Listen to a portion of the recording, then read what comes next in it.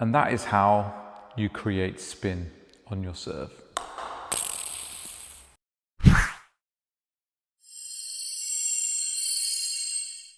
Welcome to the next video where we're going to take a look at some of the fundamentals of producing spin on your serve.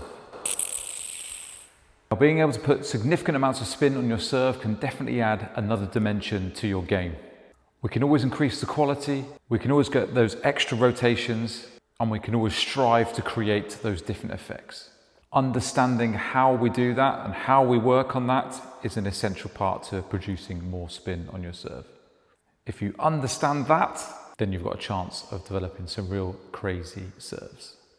There's always a big discussion and debate around equipment, and to be able to spin a ball, you of course need an approved rubber. If you go to your local sports shop and buy a racket, then there's no guarantee of the quality of rubber that you're buying. If you're purchasing something from a table tennis company like Bryant Table Tennis, then you'll have ITTF rubbers that have top quality playing surfaces, lots of grip, and they are absolutely needed to be able to execute some high level serves. However, whether it's soft, hard, high tension or not is personal preference. These effects are possible with the majority of rubbers. If you want to check out what I'm playing with, you can head to the description where I list everything that I use. Okay, first of all, how do we produce spin? Is it the wrist? Is it the contact? Is it the speed in which the action moves? Does it matter where the ball lands on the racket? These are the things we need to be aware of. I'm going to look at 3 different areas that are going to help you produce more spin. First, we're going to look at the third most important. That is your wrist. My personal opinion is lots of the spin creation comes from the use of the wrist. For sure, there's some forearm involved. That's going to help with some of the forward projection and the control. But a lot of the effects that we create and the amount of spin is really impacted by how we use the wrist.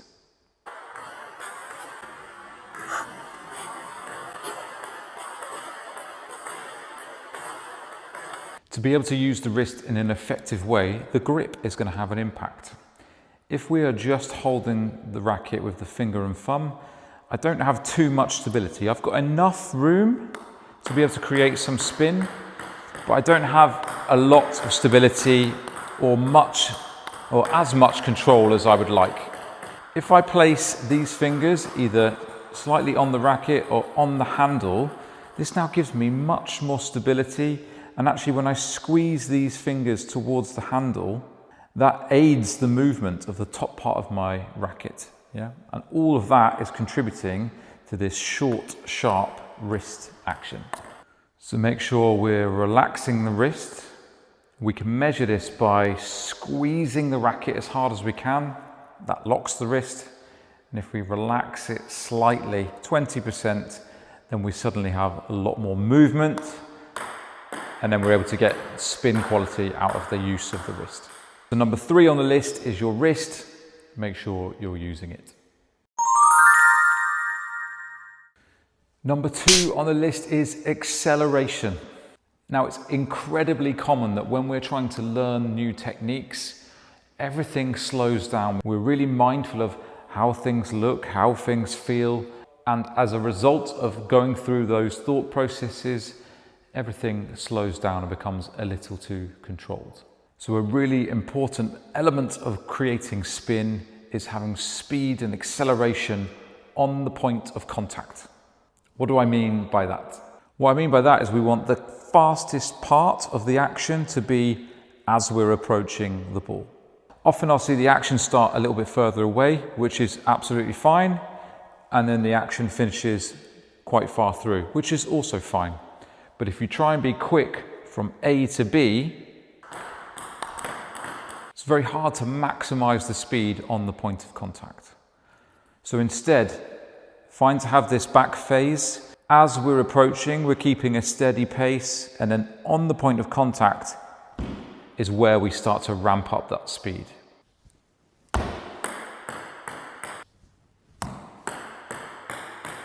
So ensuring we have acceleration on the point of contact is absolutely essential in producing lots of spin on our serve. So here's a couple without acceleration.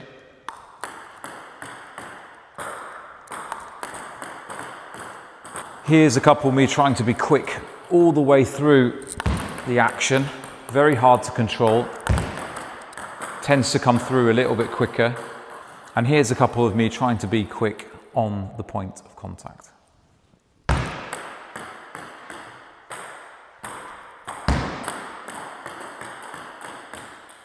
Much more control, much better spin quality too. And number one on the list of importance is the type of contact we make. If we have a poor, thick contact and we're getting number 3 and number 2 correct with good wrist and good acceleration, if we have a poor contact, that can often counteract the benefits of using the wrist and having acceleration. So if I've got good wrist and good acceleration, but a poor contact on my racket, I don't get the effect that I need and want. So the brushing contact, this thin contact where we're skimming past the ball, is absolutely essential in being able to produce spin on your serve. Here's an example I like to use. Again, if I squeeze my racket as hard as I can, so this fixes my wrist, I'm not using my wrist in this. And I'm just trying to skim past the ball. I'm trying to contact it as light as I can. I want that nice light, that little clicking sound, then I know I've made a decent contact on the ball. If I can do that, I can produce some good spin on my serve.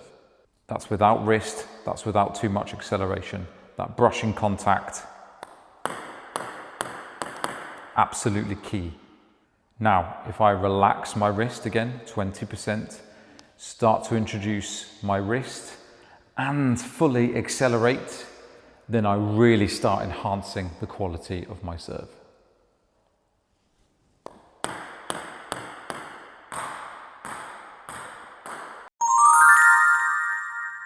A real common thing for all table tennis players is that hidden message of, can I get the ball on the table? Of course, eventually we want the ball on the table. But in trying to do that and trying to produce lots of spin, we make mistakes and then our brain goes, let's slow down, let's not accelerate as much, let's make sure we get the ball on. And that often gets in the way of us developing these skills. So to help develop this, take away the serve. We're not going to be trying to serve on the table. We're just going to use the space on this side and we're just going to practice getting that ball to come back to us. I'm trying to think about those elements that I've talked to you about. So the use of my wrist, making sure that I'm quick on the point of contact, and then crucially, that nice light brush on the ball. Now, I can't miss the serve because I'm not trying to get the serve on. So I can just judge myself on the quality of the spin here. Okay, and as that starts to feel more comfortable, then I can do exactly the same, but I'm just going to start to push it a little bit further forward.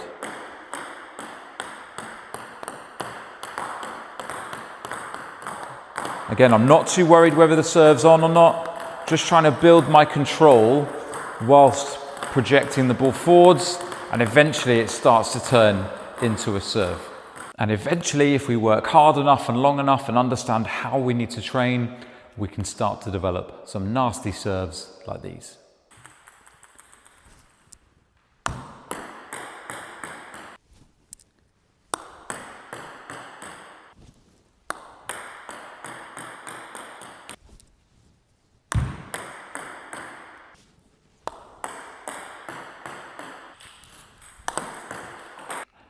So there you go, you can implement any of those tips into any technique that you're using. So break it down into those small chunks, slowly add them in and see if you can start producing some extra spin on your serve. Thanks again for watching and see you at the next one.